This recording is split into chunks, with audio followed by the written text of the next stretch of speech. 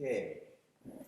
And this is Bill Forte, no Forte or anything? No, that's Forte. Forte.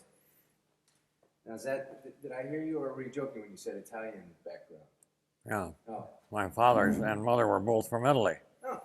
So I'm a first generation Italian. Italian. Italian. Italian.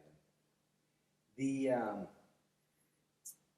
now you enlisted in the Navy when you were how old? 16. 16. Now, you had to be older than that to get in the Navy, though. So how did you? 17. I went down to enlist, not getting along with my father and not doing well in school. Just a kind of a general screw-up. And my father transferred around working on the railroad, so I was in different high schools. Went from Ritzville to Sumner to Everett. And you realize when you get a little older, when you move around and then try to get into athletic programs, if you're not with the group that was in the sports a year before, you just can't crack the team, you know, and it's a kind of a high school hierarchy. And you don't realize at the time, but I remember I went out for football at Everett High School, and I was so far down the list, and the group that I was practicing with, that we didn't get a football to practice with, we used a helmet. You used a helmet? We used a helmet for a football, so that show you we were about the 5th squad. See?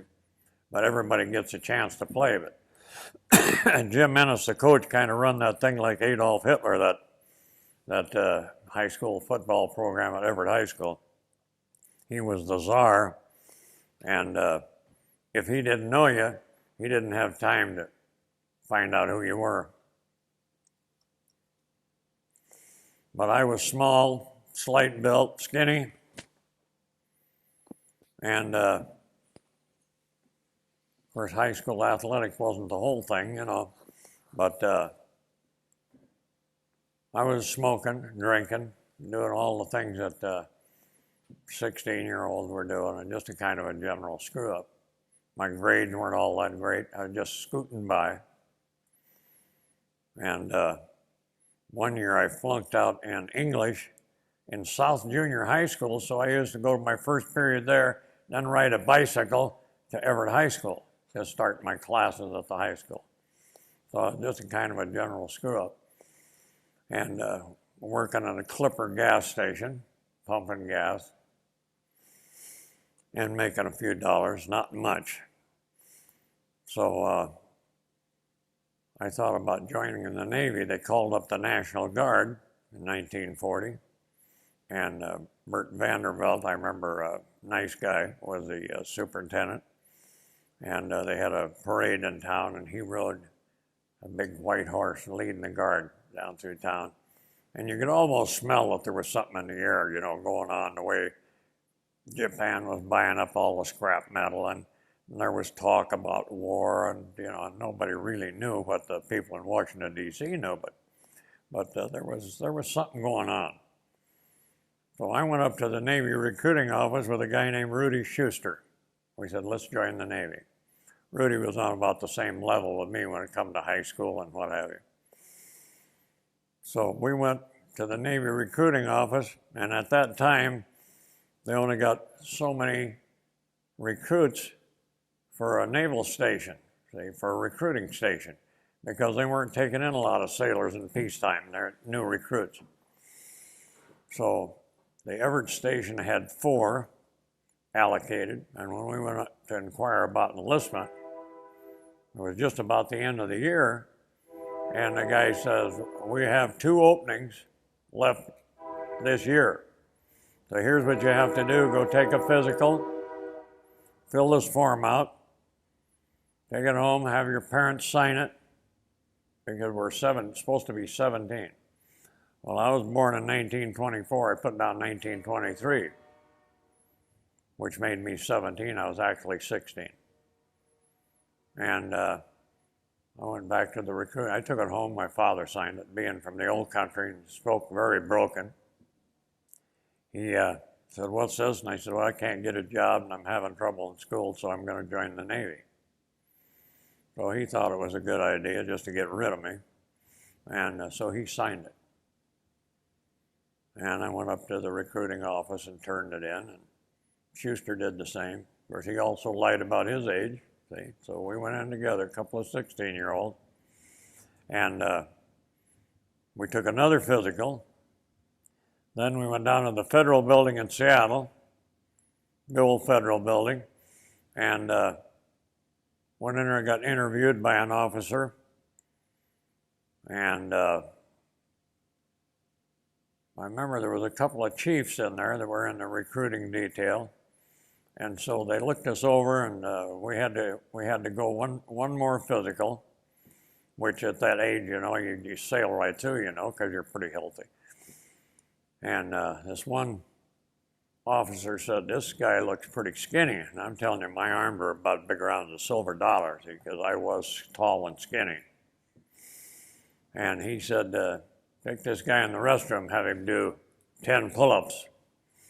So I went in the restroom and we opened the door and I got a hold of that thing and pulled, and I'll tell you, it was a strain. I got to 7, and this chief from recruiting, he said, "You got 3 more to go." So he got his hand around my waist and helped me do the other 3. See, well, he said, "You're going to be a sailor now." So that's how I got in. I couldn't do 10 pull-ups. I just didn't have the strength, and I hadn't worked out. I wasn't muscular. So I got in the Navy, and they gave us some vouchers to eat on the train, and they loaded us on the train and headed us for San Diego. There was 6 of us all together, and one guy was 18 years old. He was the oldest, so he got to handle the vouchers, and he took charge of our group till we got to San Diego, and they met us with a bus and took it over to the receiving station, and we're now officially in boot camp. All the instructions, the guys with the build caps, those are the chiefs. You have to salute them, and you don't offer any suggestions. You listen to all the suggestions, and you do what you're told. And we're now your mother and your father, see? And if you're going to end up crying, we won't have room for you. You're on probation here for 30 days, and if you don't work out in that 30 days, we're going to send you back where you came from. So at the regimentation, they handed you a bunch of clothes. You went through a line, nothing fit, shoes, nothing fit you. But that's what you had. That was your outfit. And I'll tell you, it was a real learning experience. So they lined us up. I'll never forget. They lined us up, gave us all a rifle, and were going to teach us how to march. And I'll tell you something. I've never to this day seen any sailors could march, but we marched. And in the morning when we'd get out there, the Marine Corps grinder was right next door to us. And we could hear those Marines out there. They'd been out there an hour when we got out there. We got out at 6 o'clock. They'd been out there an hour. That's why Marines know how to march. But I'll never forget lining up, and when we got through the first day, he says, this chief that was leading our outfit said, "Any of you guys ever owned or a rifle or a shotgun, fired a rifle and shotgun?" Well, I had done that, you know. So I held up my hand. Okay, and it was about, "All you guys that hold your hand up there, you step out this way. And the rest of you guys are dismissed, go back to barracks, get ready for chow. You guys are familiar with weapons." He said, "We'll stay here and clean these 150 rifles," or whatever it was. And I'll tell you, that was my first lesson about volunteering. But I don't think I ever volunteered after that because that was a real eye-opener. But that boot camp was something. It was 90 days of regimentation and teaching you about the Navy. And when you get out, ordinarily, everybody got some leave to go home. But just before our group graduated, the group before us got their leave canceled. They were going to go to duty stations. So we knew that when we graduated, there's a good chance we weren't going to get a leave to go home. So, and that happened. The people in Washington, D.C. knew more than we did, and the people in the hierarchy. So they knew something was up. So we got no leave to go home. It was right to duty station. And my duty was to get on a train and go to Norfolk, Virginia, then to Newport News, Virginia. And I'll tell you, that train ride across the country was something. We left San Diego, went down through Texas to get to the East Coast, and it seemed like we spent days on slidings. You know, this taking these sailors across the country was not a high priority train. So we'd sit there. One thing about it, they did feed us good. We got good treatment, we got good food, and the porter would make up our bunks at night. And we got to Newport News, and I was assigned to a destroyer, a World War I destroyer, the Barney. It was an old 4-stack destroyer, surplus from World War I. They'd removed one of the stacks. It was now a 3-stack destroyer. And we looked at that thing, and I'm telling you something, it was a bucket of rust. I couldn't believe that the thing would even float. So we were assigned to that. And of course, I was in the 1st Division, was a deck division. All we did was work, clean the deck, and paint, and scrape paint, and do the menial chores on the ship. And we went to Boston and picked up a convoy. I think, if I remember right, it was 242K was the convoy number, and headed for Murmansk, Russia. I didn't have any idea where Murmansk, Russia. Didn't care. Got on that ship, and as I remember right, the food on that old 3-stacker wasn't too bad. We had a pretty good cook. Sunday morning and Wednesday morning, you got beans and cornbread. That was breakfast. The Navy beans and cornbread. And if you get enough of that ketchup or red lead, put that red lead to it and stir it up. You can handle it. Well, over the time, I was 6 foot tall when I went in, and about 3 years later, I'm 6'5", and I'm starting to fill out a little bit. So whatever they were feeding me, that S on a shingle, and the other stuff on a life raft, and the beans, and whatever, it served its purpose. Took the wrinkles out of your belly and started to put some weight on me and some height. But I'm going to tell you something. I was never so scared in my life. That North Atlantic in the wintertime, nobody should ever be subject to that. And in a World War I destroyer, I'm going to tell you something. I spent hours and hours with my arms wrapped around the stanchion, standing up, because it was so rough, just rolling and up and down, and we're only doing like 7 or 8 knots, just barely moving, and about every 4th day, you'd kind of cut away from the convoy and run it up to about 15 or 16 knots and clean out the boilers, and run it up and I'd hang on to that stanchion, this arm and then the other arm, and just get so sleepy I just fall right down to my knees, But I knew that ship was going to roll over, and I knew I was going to die. I wasn't a good swimmer. I could stay afloat. I could go a little distance. I made the 50 yards in boot camp swimming, and I just knew I was dead. I just couldn't handle it. And once in a while, just from sheer exhaustion, I'd pass out for a couple of hours. I'd go down on the bunk, lay down and go to sleep for a couple of hours. But when I woke up, it was right up topside. I was in an enclosed compartment, but I was right by a hatch where I could get out. And I was standing there hanging on. And you don't have much for an assignment out there. It was so rough that the guys were taking, the bakers and the cook made bean sandwiches. They put beans on bread and handed them out because they couldn't cook. They had those big battleship steamers, they called them, in the galley. And they'd put the beans in there and anchor the lid down and pour the steam to them and cook the beans because you couldn't keep nothing in the pots, nothing on the stoves. All the tables and back and forth, across you had to anchor everything down, no place to sit. And we made it to Murmansk, Russia,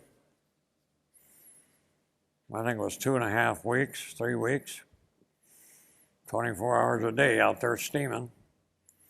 And we were way up north over the top of England. And I remember the captain, one of the funny things, the captain come on and said,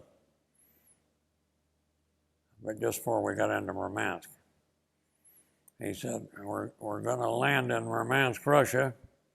And he said, they have women working on the docks, and I don't want any of my sailors fooling with them women. They're going to be, you know, we're going to be taking on fuel and some supplies.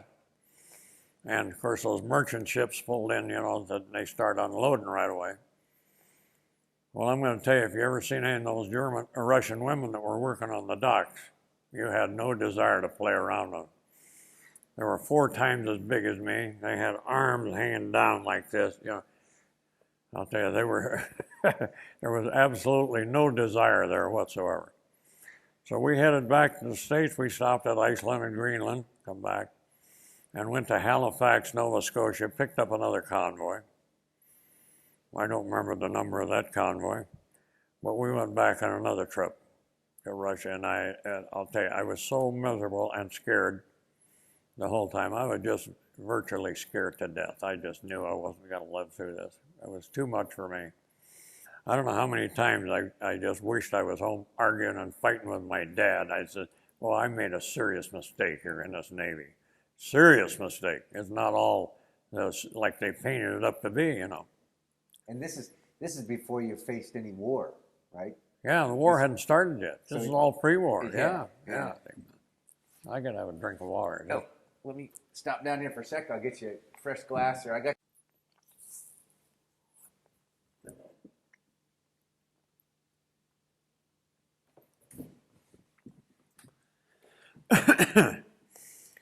So you ready to? I'm ready again. All right. So we picked up a convoy in Halifax. I think it was about 30 or 35 ships. And I'll tell you, there were some old tubs. You'd never seen anything like it in your life. And we headed for Murmansk again, and it was the same rough ocean. It was no better, no worse. So we made the round trip again. And like I say, I'm not afraid to say I was scared to death, because I knew I just wasn't going to make it. It was just impossible. We were going to go to the bottom. So we finally made it back, and we were in New York Harbor. And from everything I could find out, we were going to get another convoy and head back out in the North Atlantic. So I went to a young officer, I don't remember his name. I think he was the executive officer. And I told him, I said, I'm not going to make another trip to Russia. And he said, well, let me tell you something, young fella. You're in the Navy now, and you don't tell the Navy what you're going to do. The Navy will tell you what you're going to do. You signed up for 4 years, and that will be the status for 4 years. We will tell you where you're going, when you're going, how you're going to get there, how much you'll get paid. We'll feed you and give you a bed to sleep in. That's going to be like that for 4 years, so get used to it. And I said, well, you can tell the shore patrol when they start looking for me, I'll be in Everett, Washington. That's where I live, and I'm not going to Russia. Period. I will be in Everett, Washington. You'll have no trouble finding me. That's where I'll be. All right, and I walked away from him. 2 days later, I get a call to report to the captain's yeoman. I go down there, and I got orders to transfer for reassignment to Treasure Island in San Francisco Harbor. It was a receiving station on an island they called Goat Island. It was a connection between Oakland and San Francisco Bay Bridge, little island just off Treasure Island. I went out there, took a train across the country again, and went out there, and me and a guy named Forte and Ferguson and Sylvester, if I remember right, yeah. 4 of us were assigned to the battleship Pennsylvania at Pearl Harbor, and I thought, boy, this has got to be different now, going out in the Hawaiian Islands. Of course, I knew nothing about the Hawaiian Islands. history wasn't my forte. I knew nothing about the Hawaiian Islands. Territory, we were going to Pearl Harbor, territory of Hawaii. That's what the shipping order said, out to the USS Pennsylvania. And I had no idea where in the hell it was. So they took us down and put us on a oiler tanker, the Templeton. And we rode that thing for, it seemed like forever, maybe 10 days. And we got out there, and when we went into the harbor and went around all the battleships there, and I'll tell you, that was a sight. Now I'm in the Navy I want to be in, the big battleships, and there was cruisers, destroyers, all kinds of auxiliary around the harbor there, and it was an impressive sight, and I was impressed. And we went aboard the Pennsylvania, and of course, a chief meets us there, starts, we got our sea bags. This is everything we own, and our bunk. There's a hammock. So he showed us where we were going to stow. Now he says, familiarize yourself because there's nobody around here to show you around. And it's a big ship, got 2,200 men on it, and this is where you stow your stuff. There's a number up there, and if you look up here on this beam across there, there's a number here. Now there's a hook here and a hook over. This is where you swing your hammock, and when you take it down in the morning, you roll it up, put your sea bag in between it, put it all in, and you stow it in here. See? Now you live out of this, see. We don't have no fancy quarters. You live out of this sea bag, and this is where you sleep. So you string your bunk up. I remember you have to stretch it tight so it don't sag.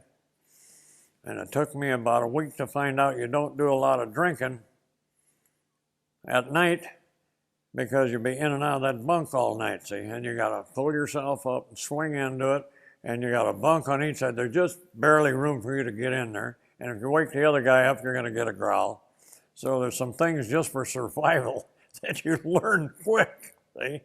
After 5 o'clock, you don't do a lot of drinking, see? So I was aboard the Pennsylvania we went aboard on December the 4th. And you know what happened on December the 7th. And I was assigned to the 6th Division, which our working area was the boat deck from the main deck in the back where the quarter deck was.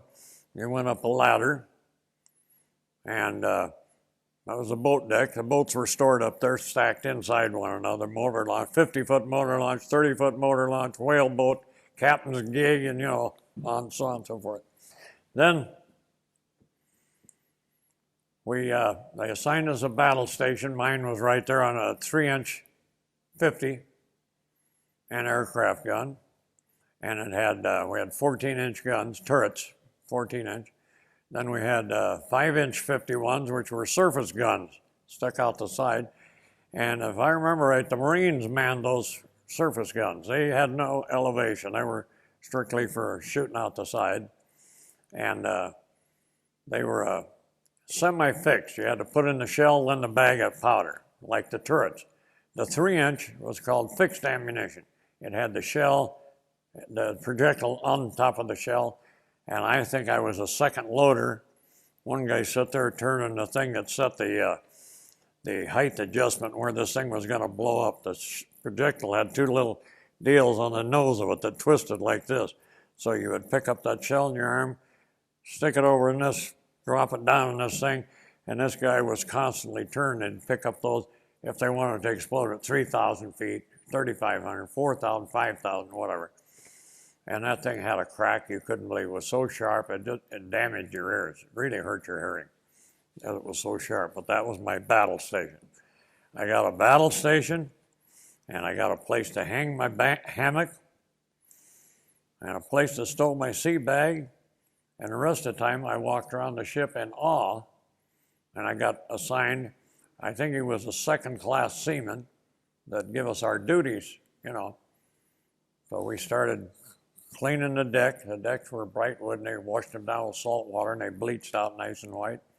And you had to take this stone and holy stone the deck, the wooden deck, and you had to chip paint. You were always painting. And I remember the day, 2 days before the attack, you did everything in whites. You wore white clothes. You had no dungarees on a battleship. That was reserved by destroyers. You had dress whites and undress whites. Most people have never seen dress whites. I was issued a set of dress whites. They're just like the undress whites, but the collar was black with the white, thin white stripes around it, and you had then the cuffs were black. And this was the dress whites. And they looked pretty impressive. But when the war started, they eliminated the dress whites, and then you just had the whites. But you had to go down in the bilges and clean the bilges. And you went down there it was a big blister on the side of the ship to, stop torpedoes from, puncturing a hole in the ship and going down. So they had these blisters on the side, they called them. And as they found out at Pearl Harbor, they weren't very effective because most of the battleships that got hit, the torpedoes hit the blister and blew in and, and they sank. But he said for 2 hours, you go down for 2 hours at a time, and those blisters sweat. So you got to take, I think it was 24 bolts off of this hole, set the plate aside.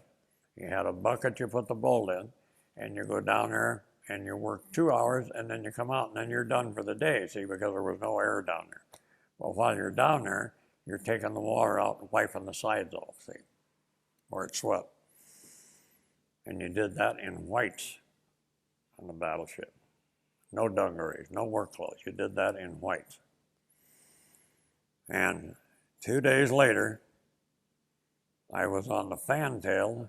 The band was forming. I used to like to listen to the band play. And in Pearl Harbor, you could hear it all over the whole harbor. And the Pennsylvania had been on the beach. They'd had a competition between the bands of all the battleships. Now, this was something about the battleships. They all had boxing teams, they had baseball teams, basketball teams, they had bands. So just a few days before I got on the ship, they'd had a competition with the bands, and the Pennsylvania had won the competition, their band. So I think for 2 months or 1 month, whatever it was,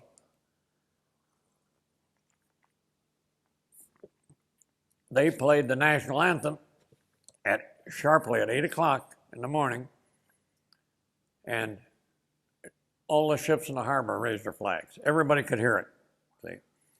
So I gathered up on the fantail to listen to the music of the national anthem. It was real impressive. I'd seen it the morning before. I was really impressed with it. And they had a big band, and it was a military type band, And usually they'd play a number or two and get ready for the national anthem, which they all faced the harbor, see. They would just gather around, play a couple little numbers, then they'd all face the harbor, see, and play the national anthem, and everybody raised their colors, see. Ding, ding, ding, ding, ding, ding, ding, ding. 8 bells and all's well, and the national anthem, they'd strike it up. Just when they were getting ready to play the national anthem, guess what happened? We hear all these planes coming over, and now that's it. The Japs are attacking, and nobody knew what the hell was going on. Now, I just thought I was scared before that. Now I'm really scared. And when the ship gets hit, I figured it's all over. It's all over. We're all going to die. And it was something. And just scared shitless. I'm telling you, fear, like I'd never known fear. And there was 2 destroyers, the Cassin and the Downs, in front of us on blocks. And we had been painting the ship, the side of the ship. Well, the Cassin and the Downs got knocked off their blocks from the bombs, and the Pennsylvania took 2 hits. We lost 9 sailors. 2 of our big Samoan cooks got killed. And we had to fire started on one of the destroyers, and it was the fresh paint on the side of the ship was burning. So they figured the only way to solve this problem was flood the dry dock. So they flooded the dry dock. And that put out the fire, but I'm telling you, it was a mess. It was an absolute mess. And I went to my battle station, out of sheer training, and there was nothing to fire. See, when you go into a dry dock, they remove all your fuel and ammunition. So there you are. We had, I think, 8 star shells in what they call the ready box, and they fired the star shells. For what reason, I know not. But you feel so damn defenseless. There, the guys are attacking you, and you can't even shoot back. See? This became a sore spot. And years later, when I joined the Pearl Harbor survivors, and guys started telling stories about what they were doing, see, and Pearl Harbor. There's an application you fill out when you're joining the Pearl Harbor Survivors Association. What were you doing at 7:55 on December the 7th, 1941, territory of Hawaii time? And I wrote down in mine, shit in my skivvies. And every December the 7th, when we'd have our breakfast in Seattle, when I first joined, they would read my application. Because nobody else put it. Some guys needed another sheet. Well, I was at my battle station, I was doing this and that and blah, blah, shooting down Japs, and I could see the guy right in the cockpit of his plane. And, they went on and really made a story out of it. One Marine on there who will go nameless, and I got into loggerheads, he said he was on the ship, and he was at his battle station. Well, his battle station was a surface gun, a 5-inch 51 surface gun that only shot this way, and I think had probably 15 degrees elevation. He was shooting at Jap planes, and they had no ammunition. See? And so when he got through telling his story, and they read his application, I said, that is the goddamnedest bullshit story I ever heard in my life. I said, now that I'm a little more familiar with what's going on, I didn't know what was going on then. I was just a scared, wet-nosed kid. See? I said, but I'm going to tell you something. You didn't have no ammunition. See? And that surface gun, you were shooting up at the Japs up here, not with that 5-inch 51 you weren't. I said, what's with the bullshit story? Who are you trying to impress? Now save that for your family. It impresses your family. But it don't impress me. I was on the ship with you the same day at the same time. And he told me, he says, I don't care if I ever speak to you again. And I said, well, that's fine with me. And as long as we're in the association together, he would walk by me, never speak. We never spoke to each other again. But I didn't see what his point was in trying to, who was he trying to convince? That'd be fine. I wouldn't convince a guy that was right there next to him. So anyway. Now you were how old now? 17. So you're 17 now. So in that hour or whatever, you became an old man pretty quick, I would guess. Well, I grew up in a hurry, and it reminded me years later, a guy says, I stopped a kid he was getting in trouble and driving by my house like a maniac. And I told him, I said, you don't realize this, but if you don't slow down, I got 2 girls. I was just freshly married, living in Everett, and a guy going down the street wide open. So I just went out and flagged him down with that. And I said, you don't realize this, but I'm going to arrest you and take you to jail if you don't slow down. The speed limit is 25 miles an hour. Are you a cop? I said, no. But I own this property, and I live here. And his father come back up with him later. And his father took the kid's side. He asked me, he says, weren't you ever a teenager? I said, no. I didn't have any teenage years. I was fighting a war. So this kid of yours can drive up the street 50 miles an hour. And I said, he is going to jail if you can continue. I will get the cops out here, or I will bodily take him to jail. See? I got 2 young girls that run out in the street here playing, and if your kid ever hits one of them, he will never go to trial. So I'm telling you now, if you're on his side, and it's all right with you for him to drive 50 or 60 miles an hour, that's fine and dandy, but you might get yours too. So I could hear that kid coming with them pipes on his car, and he'd get by my house and he'd just idle by, see? And then he'd give it, so I give him the point. But it reminded me And I hadn't given it much thought before, but the guy says, weren't you a teenager once? And I got thinking about, no, you know, that's a funny thing, but I didn't have any teenage years. I was fighting a goddamn war, like everybody else that was in there, all the young guys. You know, we missed that era in our life when we were teenagers and driving around fast and getting in trouble.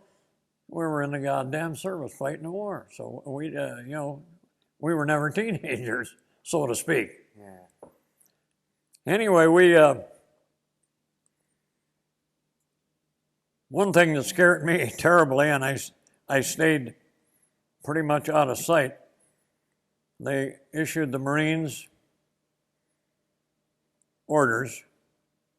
The Marines went down on the docks and they put them out on the beaches, and they took a lot of guys off the ship that were in the landing party, they called it, with rifles, and put them down patrolling the beach because they were sure the Japs were going to come and land on the beach. Now, I don't know what they would have done down there on that beach. They sent guys down on the beach with rifles and no ammunition. The Marines were patrolling the dock, and they told those Marines to shoot anything that moved. Well, now everybody's as scared as I am. And if they say they weren't, they're lying to you. Everybody was running scared. Some more scared than others. But when they told the Marines, those young guys that were gung-ho, to shoot anything that moved, well, I wasn't the smartest guy in the world, but I was smart enough to, I better stay down below deck, or at least stay out of sight. So I did that. And we were busy. I'll tell you, we were working like 12-hour days getting the ship cleaned up.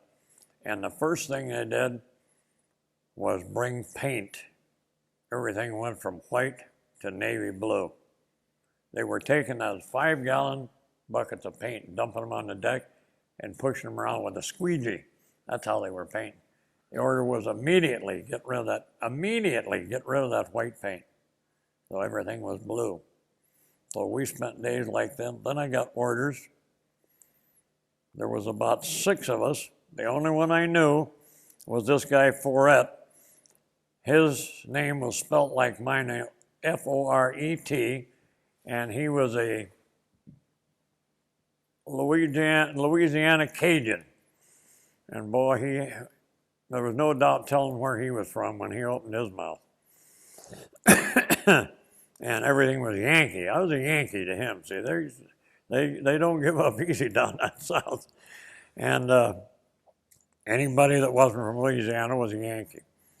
So him and I and 4 other guys who I don't remember their names now, 6 of us got transferred to the destroyer Hammond, which was untouched. That was in the harbor, didn't get hit. That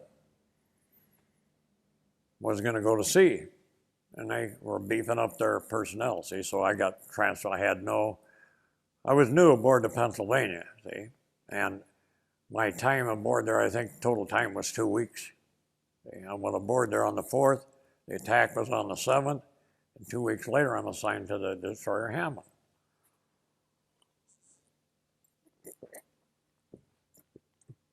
The pharmacist mate, who was a big Filipino, looked at me and said, I think you better go over to the hospital because I think you got malaria. So I said, all right. So I went over to the hospital, and the guy looked at me and said, he took some tests, whatever they were, I don't remember, and sent me back to the ship. Well, the ship sailed. Well, he gave me these pills that I was supposed to take. See? Well, come to find out, I had yellow jaundice. I didn't have, I had a liver infection, see. So they called the ship, sent a message to the ship that I had yellow jaundice, and that, so this pharmacist mate started treating me accordingly, and evidently it took care of it. So we were out and we got involved in that Midway engagement. But we were cruising around there for probably 6 weeks with the carriers, you know, going through whatever maneuvers we were going through. And I didn't know what the admirals were on board were doing, or the captain, but just doing my duty, got assigned a job on the destroyer. And we got involved in that Midway engagement, and the Yorktown CV-5 got hit pretty bad, and they abandoned ship, and then they went back aboard. Some of them, they were going to try and save the ship. The ship was burning bad and interior explosions. And we got orders to take the ship in tow and try to get it back to Pearl Harbor. And we were maneuvering around the ship, and we got a line aboard the ship, and we were trying to get in front of the carrier, which was dead in the water. We were pulling around the bow, and we were going to try and cook a cable from the Yorktown to the back of our ship. Then we were going to try and get the Portland, which was a cruiser that was right there with us, to get a line aboard the ship. We're going to try and save that Yorktown and get it to Pearl Harbor. And we got torpedoed. We got one torpedo amidship, and the ship immediately broke in half, absolutely in two pieces. We had picked up probably, I would say, at least 400 sailors out of the water from the Yorktown that had abandoned ship. And they'd swam over, and they had cargo nets, and they'd, pick them up and pull them aboard any way they could get them aboard. And the medical officer had them laid out on a fantail. All you guys just stay right back here together. He wanted to look at and see any of them that were burnt or hurt or whatever. You want to give them treatment. And I'll tell you, when that torpedo hit, boom. Next thing I knew, in a split second, I'm in the water. Luckily, we had to wear our life jackets all the time. We were at battle stations, general quarters. You wore your life jacket, and your helmet. Well, I had them both on. I shed that helmet, but that's probably what saved my butt. So we were floating around in the water for a while, and the depth charges went off when they got down wherever they were set at. And I'm going to tell you, it was something. Never felt anything like that. And it blew salt water up my rear end and split my guts. I was bleeding from the rectum for a while. They were running ice water through me, if you can believe that. And I went aboard the cruiser, the Portland, picked me up. And the Portland went to Pearl Harbor and had almost 1,000 guys aboard it that they plucked out of the water. Do you remember how long you were in the water? I mean, were you conscious? Were you aware? Oh yeah, I was conscious all the time. I would say I was probably in the water 4 hours, because the Portland didn't want to stop. How the Portland got us aboard was they put a cargo net out in the water and they'd drag it, and the ship would turn, and the cargo net would stay out here and go slower than the ship was turning, and they'd tell you with a bullhorn, hook your arms in there, and when they'd get 20 guys or 25 guys, they'd put the crane over the side and pick the cargo net up, swing out, drop you on the deck, and then put the cargo net back over. So they were just gill net fishing, basically. Yeah, so we got aboard, and they'd look at you, and you go over here, and you go over here, and if some guy was hurt or burned or in bad shape, he would go over here, and the medical people would get to him. So they took us to Pearl Harbor, and I went to the sub base, the hospital at the submarine base at Pearl, and the doctors were looking at me. That's when they started that ice water treatment. They run that goddamn hose down me, and what they were trying to do is get me to stop bleeding. And that didn't work. The doctor told me, he said, we're going to put you in surgery, and we're going to see where you're bleeding from. And he said, you're going to feel like you had a baby. So they gave me some stuff and opened up my rear end, and he said, about the size of a watermelon. And they sewed up some gut and then sent me to the Naval Hospital in Bremerton. And I went to the Naval Hospital, and that's where they operated. Went in and took some of my gut out and sewed some up. Give me the same watermelon treatment again, which I'll agree does make you a little bit sore. And you eat Jell-O, and I'll tell you, even when you pass Jell-O, you feel like you're passing a cantaloupe. Your ass is so sore. But anyway, and then I got assigned to the Coos Bay for new construction. That's what it was. My assignment out of what they do is they transfer you. They don't just put you in the hospital. You are transferred to the hospital. On the back of my discharge, it shows Naval Hospital, Bremerton, Washington. That's my station while I'm in the hospital. Then I get reassigned for the Lake Washington Shipyard, Houghton, Washington, for new construction. So I got transferred over to Houghton, had a barracks there. It's right where the Seahawk Training Center is now. Houghton is no longer Houghton, it's part of Kirkland now, I guess. But the Tacoma Shipbuilding Corporation, Lake Washington Shipyard, that was the official name. And I was there, and we were practicing loading on a dummy 5-inch mount. And we were down working on the ship. Every day while it was in construction, we'd have an assignment, and we'd have a first class or, you know, a chief or whatever taking us around and doing things that would help the progress, help get us commissioned, you know, doing tasks. And I'm going to tell you something, that was you can't believe. I had a lot of women working on that ship, Rosie the Riveters, and you can't believe. I could tell you stories that'd curl your hair. Any place there was a place to hide, there was somebody hid. I'll tell you something. Doing a little of their own riveting there? Yeah, we did some riveting, all right. I'll tell you something, and some guys, when we got commissioned and had to leave there, cried. It was so bad, cried, lost their happy homes. And a couple of the guys actually fell in love, and I've got a picture of one guy that actually married one of those guys. He goes to the reunions occasionally, married one of the gals that he met in the shipyard. So, you know.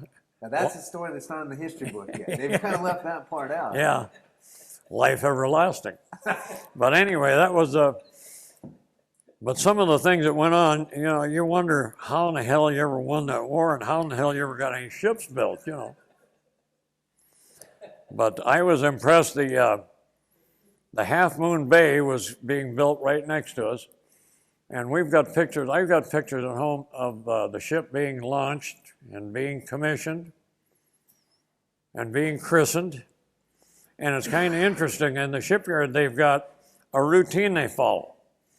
Now when the first piece of steel was laid for the Half Moon Bay, which is the AVP 26 right next to us, they lay that first piece of steel right down the bottom, and they get a minister and a rabbi, and I forget what the other one was, a priest, and they got 5 or 6 of these guys, and the guy with the hard hat lays this piece of steel. And then they have a regular ceremony, and they tell me they do this for every ship they build in the Navy. They lay that first, and the guy brings it down with a crane, they set it down there, and these guys all say something to bless all the sailors that go to sea on this ship for a safe return, and they got a regular routine they go through, and as soon as they get through, everybody gets out of the way there, and they start building the ship. Kind of interesting. I wish in those days I'd have taken more pictures, you know, than I did, but cameras weren't allowed. You weren't allowed. All the pictures I've got were all outlaw pictures. You weren't allowed to have a camera. See?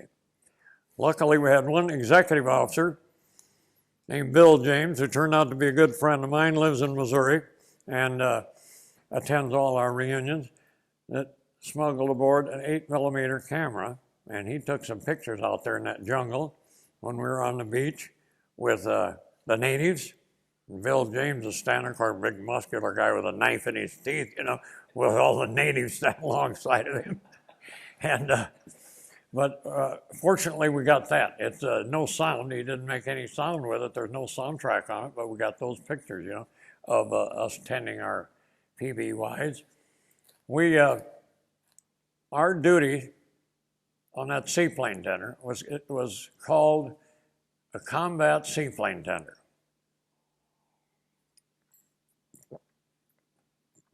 It was the theory of the Navy that we had to save the pilots at all costs. The pilots were more important than the airplane. Now the Japanese wanted to save the airplane, the hell with the pilots. See, their thinking was exactly opposite of ours. We could make all kinds of airplanes, and we could turn them out 7 or 8 or 10 a day, whatever, but we couldn't train pilots that fast. We had to save the pilot. Our duty, and only duty, was to go out, advance. We started up through the whole Solomon campaign. We went all through the Marianas campaign. We went into Saipan with the initial landing.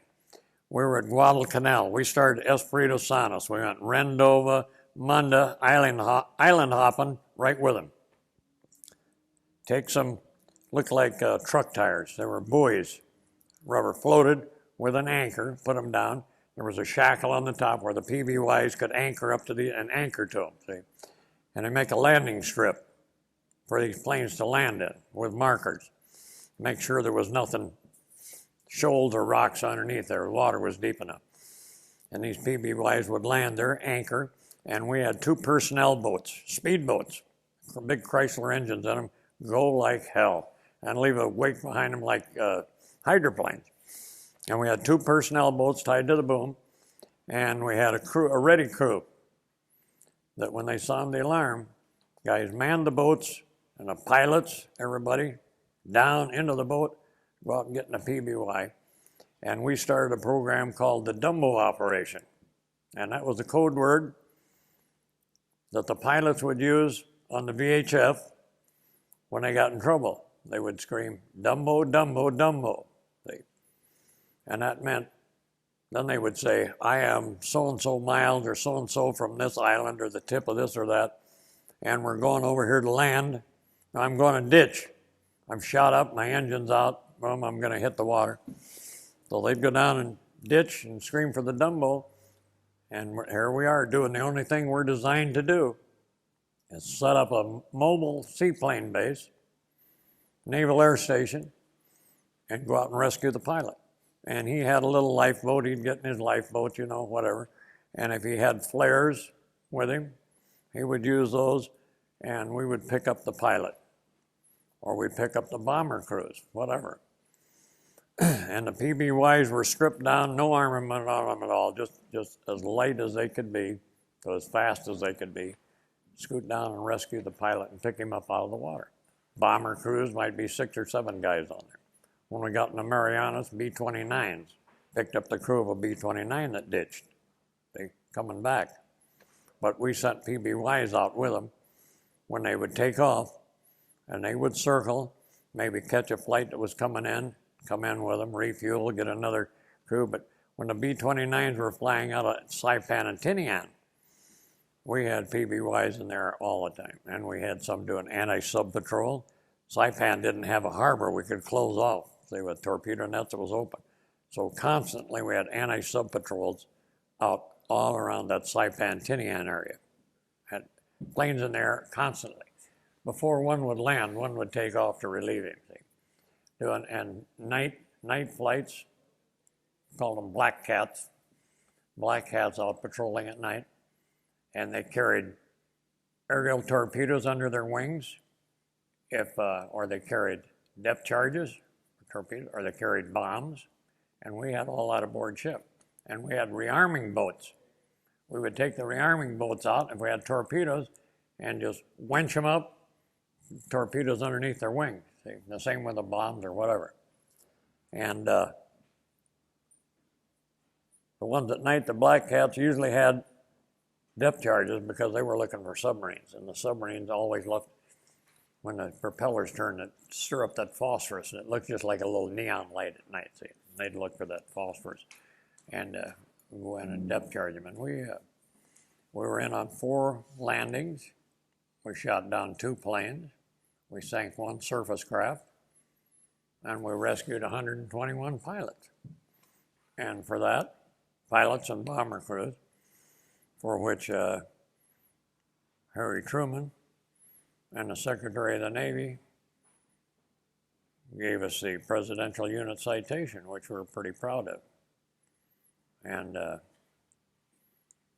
we have our annual reunions every year, and we go over this and go over this and go over this every year. But it was an interesting cruise. I really enjoyed that seaplane tender. I was on it from the time we put it in commission till we took it out of commission in Orange, Texas. We come back after the war. We were in Japan, Tokyo, went up to northern Honshu to a place called Ominato Ko, and with orders from MacArthur to destroy all the seaplanes, all the implements of war. He had ships going out in lines, destroyers and small craft, to be scuttled out in the deep water. Right? And we cleaned out their armory, brought all the rifles and pistols back to the ship, which the captain gave us each one for souvenirs. And we took their seaplanes out, sunk them, and destroyed everything. And that's fun. That's the fun part of it, going in and destroying the Jap Air Force. And come back through the Panama Canal, went to New Orleans, unloaded the fuel and ammunition, went around to Orange, Texas, and tug pulled us up the Sabine River, which is the border between Louisiana and Texas, and Orange, Texas, and put us in Fleet Reserve up there. We decommissioned the ship, took the commissioning pennant down on April the 30th, 1945. And the Coast Guard picked up the Coos Bay because it needed cutters. It took the Coos Bay, put it out in the North Atlantic as a weather station, and the Coast Guard had it for 19 years. That's what a durable ship it was. The Coast Guard had it 19 years, and the guys that come to the Coos Bay reunion that were on the Coos Bay have nothing good to say about it. It was just a beautiful ship. And we went in 1994, we didn't have a reunion. We decided we were going to have them every other year. So VPB-18, which was one of the flight crews, they flew PBMs, PB-5Ys, I think they were called, a 2-engine gull-wing seaplane. They invited us to join them in Las Vegas for their reunion because we weren't having one. So some of us went down and joined them for their reunion. And they had nothing. They said they went aboard the Coos Bay, and they said the food was so good, the quarters was so good, that they got transferred one time to another seaplane tender, which will remain nameless. And they said the food was lousy, the ship was dirty, and they couldn't wait to get back on the Coos Bay again. So we had an excellent reputation. And I'll tell you, everybody had a job to do, and they did it. And as a result, we saved a hell of a lot of people's lives that can be thankful today for the Coos Bay and its crew. And there was no heroes. You know, the heroes are still out there. But President read our history and decided it was worthy of the citation, which we're damn proud of. I'm proud of it anyway. But let me hold for just a second. I'm going to switch tape here. I'm about done. I got a couple of questions. Sis, my nickname. You shit my skivvies. Sis, they said. Sis, oh sis. You know, I've heard of SOS, but what's shit on a shingle? But what's on a lifeboat? Bear shit on a life raft.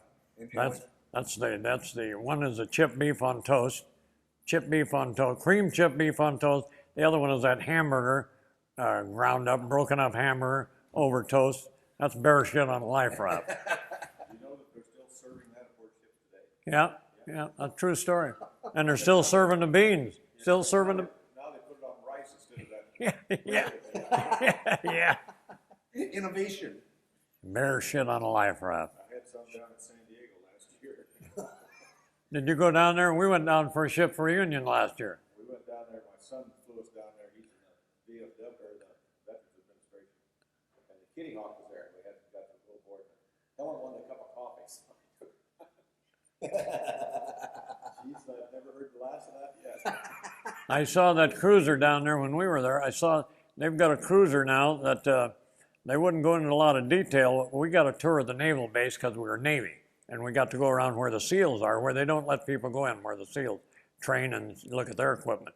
But because we were all Navy, and the Admiral had approved 2 buses to haul us around in, we got to go aboard there, and we looked at that cruiser.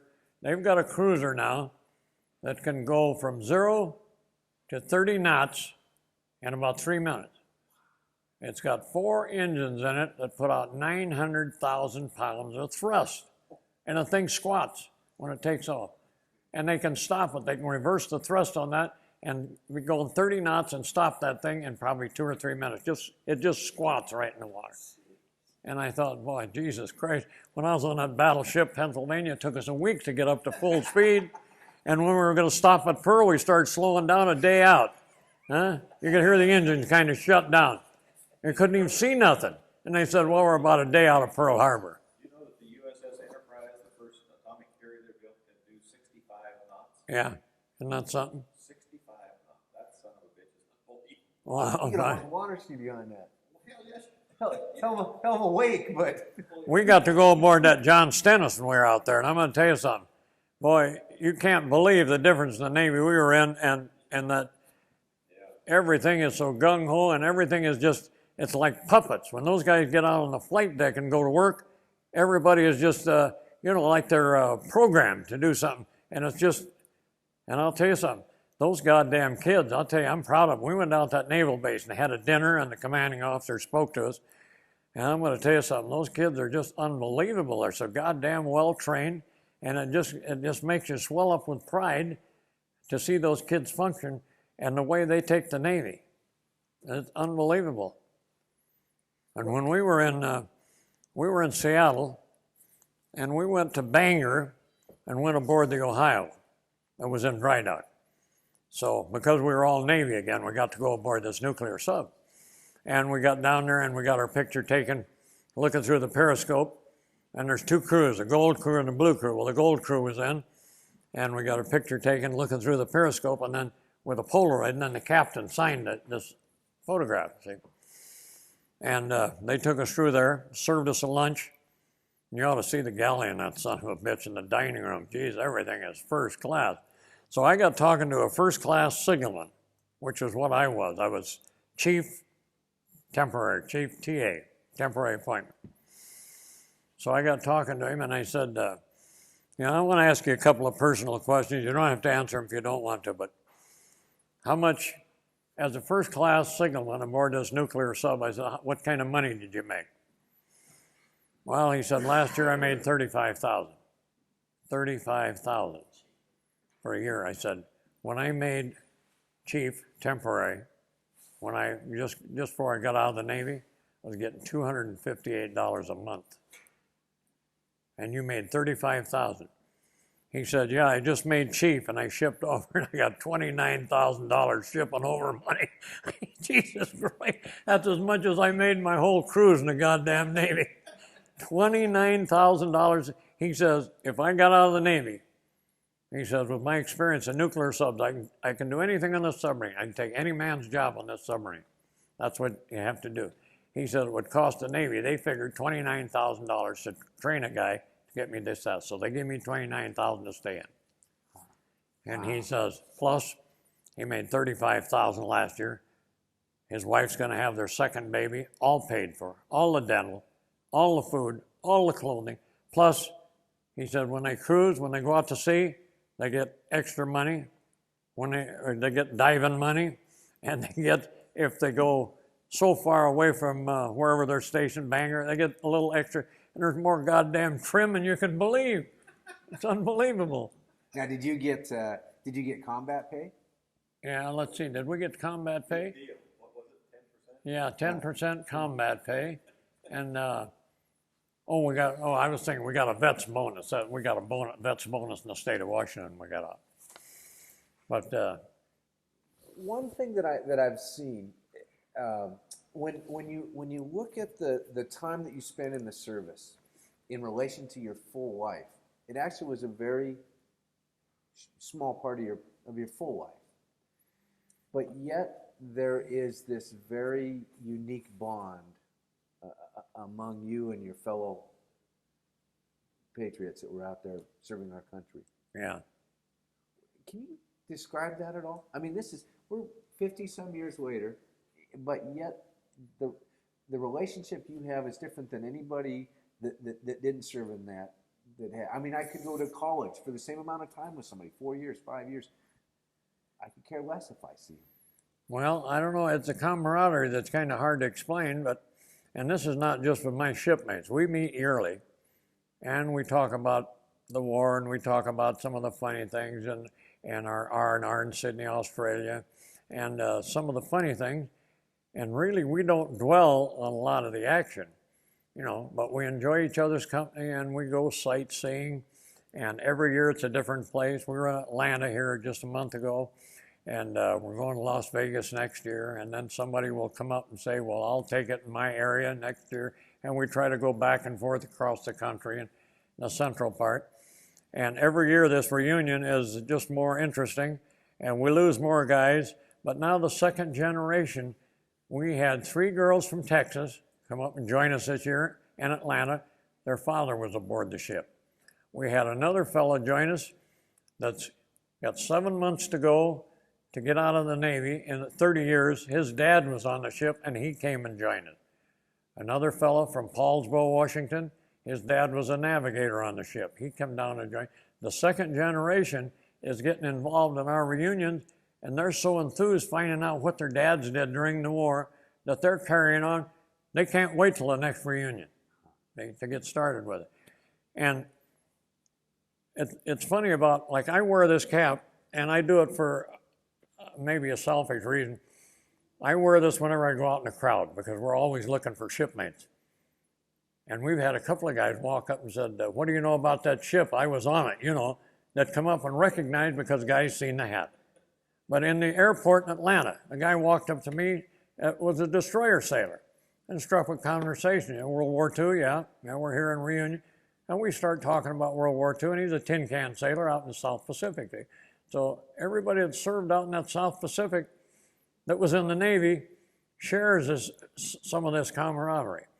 I was at Mount Rushmore, and wearing my cap out like I do, hoping somebody will recognize it. And a guy come up to me, he was another destroyer sailor. He was just returning from a reunion, so we struck up a conversation.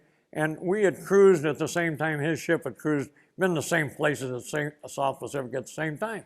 So that's, there's just an unspoken camaraderie between the sailors, and most of them were proud of the ships they were on. Everybody went out and did their job, as little or as big as it was, went out and did their job. And the result was a final victory. And I've never been impressed by a lot of people's BS stories about, some of these guys that try to make themselves heroes, because I will maintain till my dying death, the heroes are still out there that didn't make it. They are the only heroes to come out of World War II, is the guys we left behind out there. And there's parts of it I'd like to forget, and parts of it I hope I never forget. Something I'd never want to do again in a lifetime, but I wouldn't take $1 million for the experience. How would I ever get to Japan? How would I ever get to Australia? How would I all get through all that South Pacific? And I have hopes of going back to Saipan in Australia in a couple of years. I'm planning on it now. But it's just something that there's just a feeling amongst the guys that slept together, ate together, fought together. Not necessarily on the same ship. We all went through the same thing. The same Japanese were trying to kill us. So, there is a camaraderie there between all the sailors. What do you think, what's the major message, do you think, from World War II for generations to come? Or do you think there is one? Well, I'm going to tell you, we've discussed this and we've talked about it too before. You got a different generation of people now. In World War II, when it started, they jammed the recruiting offices. Everybody just volunteered. They come from all over the country, just want to get in and defend their country. There's a different feeling now with people are wise to the lousy politics, and the way the country's run. And if somebody attacked this country, and I'm not too sure that down the road Japan won't try it again. They're not over yet, the whipping they took. They're not talking about it in school. They refuse to admit they were lost, just like the South. refuses to admit that they lost that war. Well, I'll tell you, the Japanese are trying to beat us economically, and they're being successful at it. And I'm not too sure that we're not making a mistake by giving them all our technology and giving them our our fighter planes. They know everything that we know, and we're literally selling out our country. We're selling out our country. And it's done for dollars, bottom line dollars, in Washington, D.C. We have got the lousiest bunch of people running this country you've ever seen in your life. And they're all doing it for selfish purposes. They don't care about anything but themselves. And if another war started, I'm not too sure they wouldn't run just like the rest of the population. Run for Canada, run for Mexico, wherever. I don't think if it happened again, you'd ever have that mass want to get in and defend their country. People think different now. They'd say, for what? For what? Let them come and take the country. Can't be any worse than it is now. Okay? So, two last questions. You're standing on the deck of the Pennsylvania. You're a 17, 18-year-old kid, scared shitless out there. And this all happened. Did you realize at that time that you were a major part of the American history? no, I'll tell you something. I was just so goddamn scared I couldn't believe it. I'm not afraid to admit that I was scared. I was scared. I thought I was going to get killed. And I didn't join the Navy. I joined the Navy to get out of school and get away from my dad. And I bit off more than I could chew. So I'll tell you something. It was, I was scared and not afraid to admit it. Scared to death. And I didn't think I'd be a part of history. As a result of my service time, I guess I'm a small part of history. Just scared. I went through the whole war scared, not afraid to admit it. When we left a place called Treasury Island, which is just south of Bougainville, to Green Island, which is the last island in that chain, the Solomon, we're right across from Rabaul, which is a big Japanese base. And all the planes coming back to Rabaul, I'm sure, are going to empty their bomb loads right on Green Island. And I was on the signal bridge, and I was privy to a lot of information that was coming and going. And when the message came in that we're going to Green Island, I says, we're not going to come out of Green Island. This is the end of the line for us. Well, as a result, we went to Green Island, set up a successful seaplane base, and went into with the initial assault at Saipan. But I was just sure I was a dead duck at Green Island. So there was just that fear there all the time, fear. And you sleep with one eye open, so to speak, because you're down below decks, you know, and you have to go to sleep. But you know this might be the night. This might be the night. And you don't get a lot of notice when a bomb goes off in your quarters, you know, so. But I'm here. One last question. This is one, it's been interesting to see the answer that I've had to it. Were you proud that you served? Oh, yeah. I'm awful proud of my service. Yeah. Proud of the Presidential Unit Citation to get that, that the President identified the job we did and signed the citation for us. That the fact that he did that. And this is one of the things that I've been against, that they didn't give the Korean War guys and the Vietnam guys the recognition they deserve. We got our recognition that we served. We got our state bonus. We got like our Presidential Unit Citation that we served, and we were recognized as heroes, so to speak. You know, to the victor goes the spoils. That we won the war that we were in. So I guess that's the top of the heap when you win. And those guys got no recognition. In fact, when some of those Vietnam guys got come back, they were spit at. And, you know, for being in something like that is so disgraceful in my mind. Those guys deserve recognition. The guys in the Korean War deserve some recognition. And, you know, no, I'm proud that I did my little bit. Where were you when you heard the war was over? On our way to Eniwetok, we had got rammed out in the South Pacific. We'd been back to Pearl Harbor, got fixed, back on our way to Anahuac when the word come out. But we went on into Japan for occupation duty. And what was the?